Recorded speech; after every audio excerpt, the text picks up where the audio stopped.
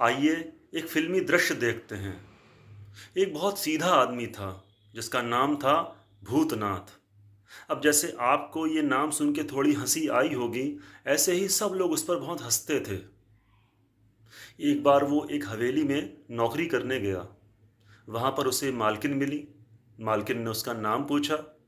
उसने कहा भूतनाथ, और कहते ही नजरें झुका ली कि अब मालकिन भी हंसेंगी और वो शर्मिंदा होगा। लेकिन तभी उसके कानों में मालकिन की मीठी आवाज गूंजती है, भूतनाथ, भगवान शिव के अनेक सुंदर नामों में से एक नाम है ये। भूतनाथ चौंक जाता है। पहली बार किसी ने उसके नाम का मजाक नहीं उड़ाया था, बल्कि उसके नाम की बहुत सुंदर व्याख्या की थी। कल्पना करें, भूतनाथ के हृदय में अपनी मालकिन के प्रति कितना सम्मान पैदा हुआ होगा। प्यारे बच्चों, हमारे आसपास भी अनेक ऐसे उदाहरण होते हैं जब लोग किसी कारण से दूसरों का मजाक उड़ाते हैं।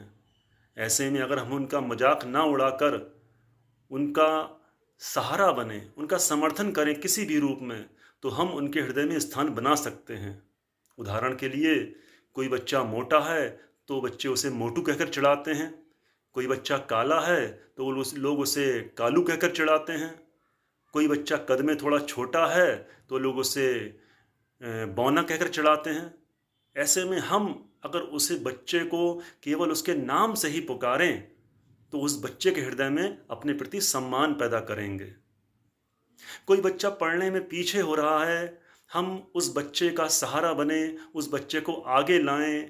हम चलेंगे साथ साथ, डाले हाथों में हाथ, इस भावना को चरितार्थ करें तो हम उस बच्चे के हृदय में अपने प्रति श्रद्धा पैदा करेंगे।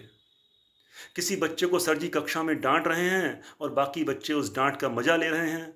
ऐसे में हम उस बच्चे के प्रति सहानुभूति का भाव रखें तो हम उस बच्चे के हृदय में स्थान पैदा करेंगे।